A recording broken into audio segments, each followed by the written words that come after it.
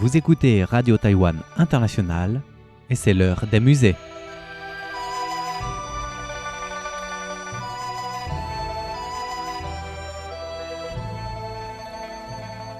Chers amis francophones, bienvenue à l'heure des musées, une émission consacrée à l'art et à la culture chinoise. Cette année, nous vous proposons d'observer et d'admirer l'art à travers un regard anthropologue et culturel, en portant une attention particulière aux étiquettes et aux coutumes de la dynastie Qing, 1644 à 1911. La semaine dernière, nous avons inauguré notre premier thème, célébration du temps cyclique dans la Chine ancienne, et entamé la première partie de cette série, les cycles annuels. Aujourd'hui, nous poursuivons notre exploration de ces cycles annuels à travers de nouveaux exemples. Image 1. Forêt précieuse des merveilles de l'encre.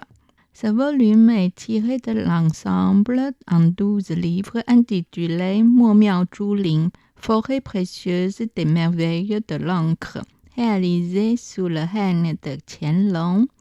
Il est consacré aux 24 périodes solaires, un calendrier issu de l'expérience agricole traditionnelle. Chacune de ces périodes solaires porte un nom reflétant soit les caractéristiques climatiques propres à ce moment de l'année, soit les étapes clés du cycle de croissance des cultures.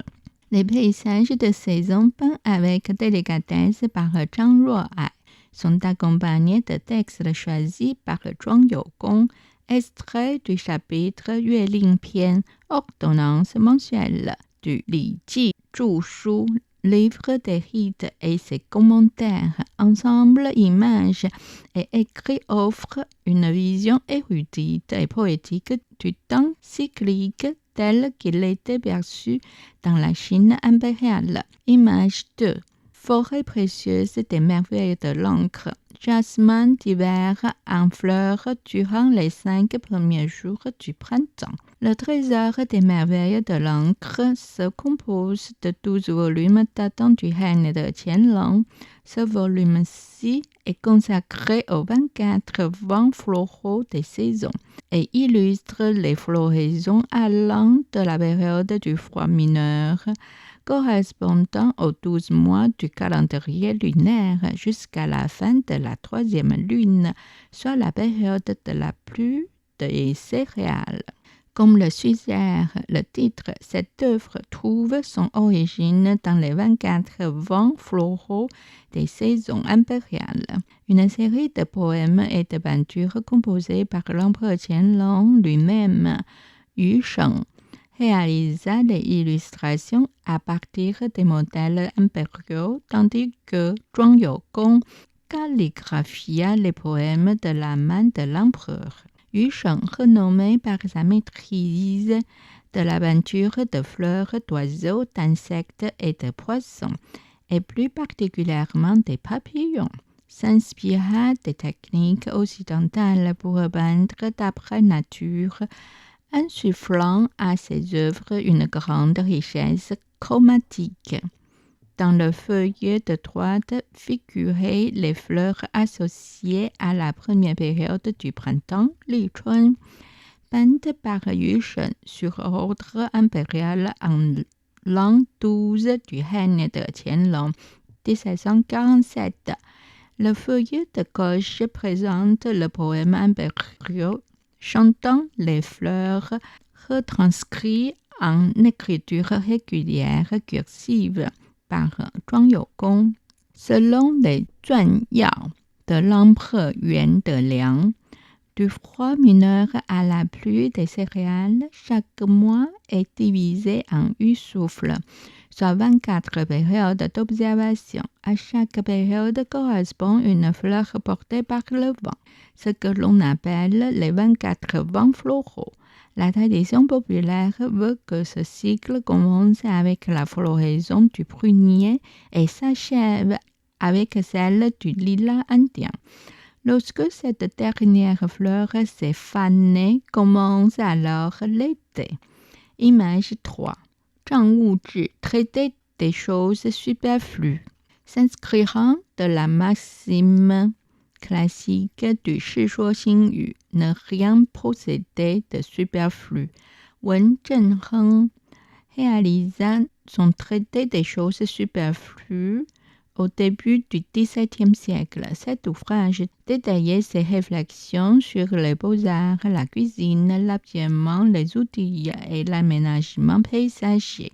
Ces directives mensuelles pour l'accrochage de printemps prescrivaient la manière dont les espaces intérieurs devaient exposer les œuvres d'art afin de correspondre au caractère de chaque mois, des paysages saisonniers aux activités culturelles. Image 4. Activités mensuelles. Retraite estivale.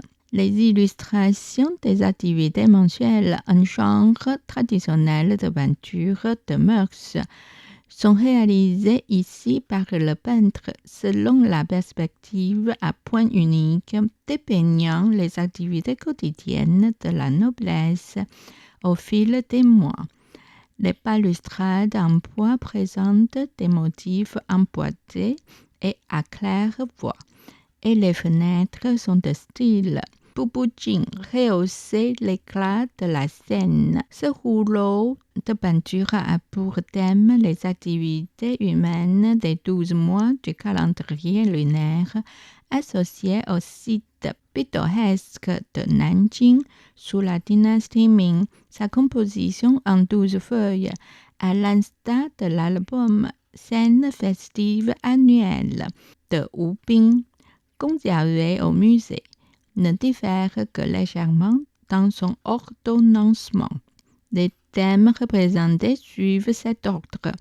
La nuit des lanternes, le marché de la soie, la balançoire, la cérémonie du pain du Bouddha, le double 5, fête des bateaux dragons, la retraite estivale des moines, la fête des fantômes, la contemplation de la lune, l'ascension d'automne, la revue militaire, la grande exorcisation et l'appréciation de la neige. Les gens suivant le cours du temps se livrent à diverses activités qui peuvent renforcer leur lien affectif et leur sentiment d'appartenance, façonnant ainsi une mémoire collective du temps. Le présent rouleau illustre les festivités de chaque mois de l'année dans l'ordre suivant: la nuit de lanterne, le marché de la soie, la balançoire, le pain de Bouddha, le double 5, la retraite estivale, la fête de fantômes, la contemplation de la lune, l'ascension de l'automne, la revue militaire, la grande exorcisation et l'appréciation de la neige.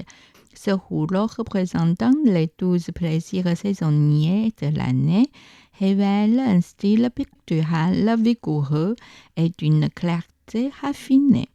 Bien qu'il subsiste une influence de l'école de Wen Zhenming de Wu, l'artiste parvient à s'en affranchir, offrant ainsi sa propre voix et une esthétique singulière et archaïsante transparaît sur le papier. Image 5. Activité mensuelle. Premier mois. Cette œuvre représente l'empereur Yongzheng et son épouse impératrice en costume traditionnel Han, se livrant à des activités de loisirs dans un jardin, intégrant des coutumes populaires pour symboliser l'unité du souverain et de ses sujets en célébration. Cette version de l'ère Qianlong saisit les festivités du Nouvel An au Yuanmingyuan, des observateurs de la lune se reflétant dans l'eau aux feux d'artifice d'enfants dans la cour centrale. La composition présente d'élaborées installations de lanternes sur la gauche, tandis qu'une scène de spectacle en contrepas offre divers divertissements. Bien, nous avons terminé de la première partie. partie des cycles annuels de la série Célébration du temps cyclique dans la Chine ancienne. Et nous allons nous arrêter ici pour aujourd'hui. La semaine prochaine, nous continuerons avec la deuxième partie, fête et réjouissance.